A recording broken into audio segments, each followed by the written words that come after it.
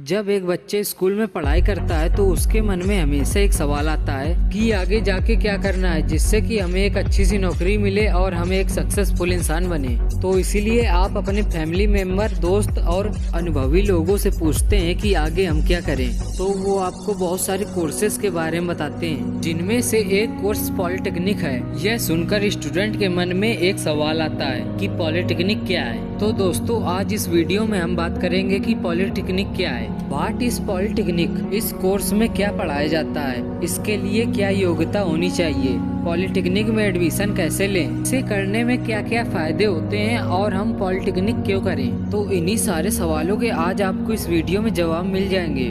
Polytechnic एक बहुत ही popular course है, जिसे करने के बाद आप अपने इंटरेस्ट की फील्ड में काम कर सकते हैं। लेकिन दोस्तों, इस कोर्स में एडमिशन लेना इतना आसान नहीं है। इसके लिए कुछ योग्यता होनी चाहिए, तभी आप इस पॉलिटेक्निक में एडमिशन ले सकते हैं। आइए सबसे पहले जान लेते हैं पॉलिटेक्निक क्या है, पॉलिटेक्निक करने के बाद किस फील्ड में जॉब कर सकते हैं, और उसके बाद जानेंगे कि पॉलिटेक्निक कैसे कर सकते हैं। पॉलिटेक्निक एक डिप्लोमा कोर्स है, जिसे आप 10th पास करने के बाद या 12 पास करने के बाद भी कर सकते हैं। इस कोर्स को करने के बाद आप किसी भी फील्ड में, चाहे वो सिविल इंजीनियरिंग हो, मैकेनिकल इंजीनियरिंग हो या फिर किसी भी इंजीनियरिंग फील्ड की बात हो, तो आप डिप्लोमा करना चाहते हो तो आप पॉलिटेक्निक कोर्स के लिए अप्लाई कर सकते हैं। ये कोर्स पूरे 3 साल का होता है। इस कोर्स की ये खासियत है कि आप पॉलिटेक्निक कोर्स करने के बाद डायरेक्ट डिग्री के लिए बीटेक के सेकेंड ईयर यानी दूसरे साल में एडमिशन ले सकते हैं। यानी अगर आपने केमिकल इंजीनियरिंग में पॉलिटेक्निक से डिप्लोमा किया है तो इसके बाद अगर आप डिग्री करना चाहते हैं तो आप डायरेक्ट बीटेक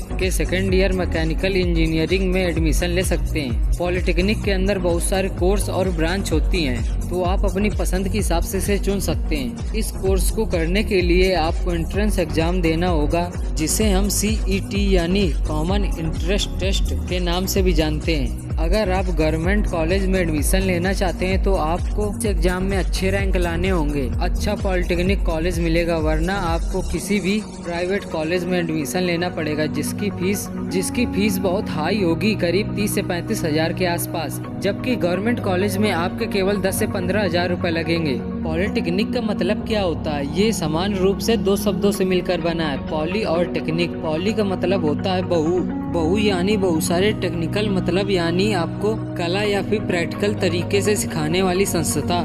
जिस भी फील्ड में आपका इंटरेस्ट हो तो आगे जाके आप उसी फील्ड में जॉब कर सकें और अपना करियर अच्छा बना सकें। अब सवाल उठता है, कौन पॉलिटेक्निक कोर्स कर सकते हैं, इसके लिए क्या योग्यता होनी चाहिए? आपको पॉलिटेक्निक करने के लिए 10th या 12 पास करना होगा। पॉलिटेक्निक में एडमिशन लेने के लिए आपके कम से कम 35% मार्क्स होने चाहिए, जिनमें साइंस, मैथ और इंग्लिश सब्जेक्ट में ये 3 सब्जेक्ट मेन है। अब सवाल आता है कि पॉलिटेक्निक करने के क्या क्या फायदे हैं। तो आप पॉलिटेक्निक 10th या 12 पास करने के बाद कर सकते हैं। पॉलिटेक्निक में आपको प्रैक्टिकल तरीके से सिखाया जाता है। पॉलिटेक्निक करने के बाद आप एक अच्छी सी जॉब कर सकते हैं। पॉलिटेक्निक के बाद आप सीधे इंजीनियरिंग के सेकेंड ईयर में एडमिशन ले सकते हैं। और दोस्तों, अब सवाल उठता है कि पॉलिटेक्निक कोर्स कितने प्रकार के होते हैं। तो पॉलिटेक्निक कोर्स में पहला कोर्स है आर्किटेक्चरल असिस्टेंटशिप, दूसरा आर्ट ऑफ ड्राइंग टीचर, तीसरा ऑटोमोबाइल इंजीनियरिंग, चौथा कॉस्मेटोलॉजी एंड हेल्थ, पांचवा केमिकल इंजीनियरिंग,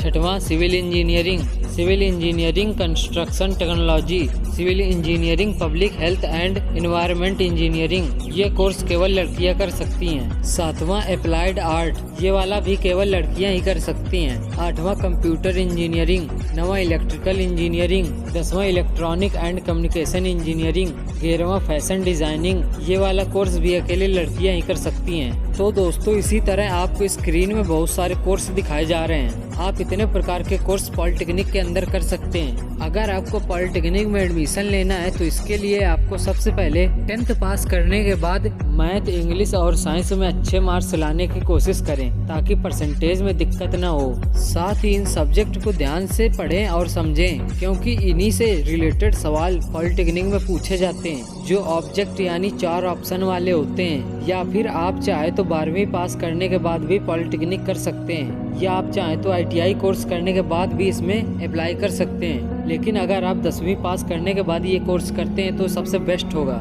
10वीं का एग्जाम पास करते ही आप पॉलिटेक्निक का फॉर्म भर सकते हैं, जिसे CET यानी कॉमन इंट्रेंस टेस्ट भी कहा जाता है। इसके हर स्टेट के हिसाब से एग्जाम होते हैं। जो भी पॉलिटेक्निक एग्जाम दे उसमें अच्छे रैंक लाने की कोशिश करें ताकि आपको बेस्ट गवर्नमेंट कॉलेज मिले, जैसे कि आपकी इसमें फीस कम लगेगी और आपको एक अच्छा प्लेसमेंट यानी जॉब और सैलरी मिल सकती है। जैसे ही आप पॉलिटेक्निक का एंट्रेंस एग्जाम क्लियर कर लेते हैं, इसके बाद आपको काउंसलिंग करना होगा यानी कॉलेज चुनना होगा कि आप कौन सा कॉलेज चुनना चाहते हैं, और ये सब ऑनलाइन प्रोसेस होता है। आपके रैंक के अनुसार आपको कॉलेज दिया जाता है। जैसे ही आपको कॉलेज मिल जाता है और एडमिशन प्रोसेस पूरा हो जाता है, उसके बाद आपको कॉलेज जाना होगा। जिस तरह स्कूल जाते हैं तो वह आपको पढ़ाया जाता है, जो भी सब्जेक्ट आप चुनते हैं, और आपको हर एग्जाम पास करना होगा। और ध्यान रहे आपको अच्छे मार्क्स लाने हैं ताकि आपको अच्छी कंपनी में जॉब मिल सके और आपको अच्छी सैलरी मिले। पॉलिटेक्निक की पढ़ाई पूरी करने के बाद आपके कॉलेज में कंपनियां आती हैं और आपको जॉब देने के लिए ऑफर करती हैं, जिसके लिए आपको उनका इंटरव्यू क्लियर करना होगा।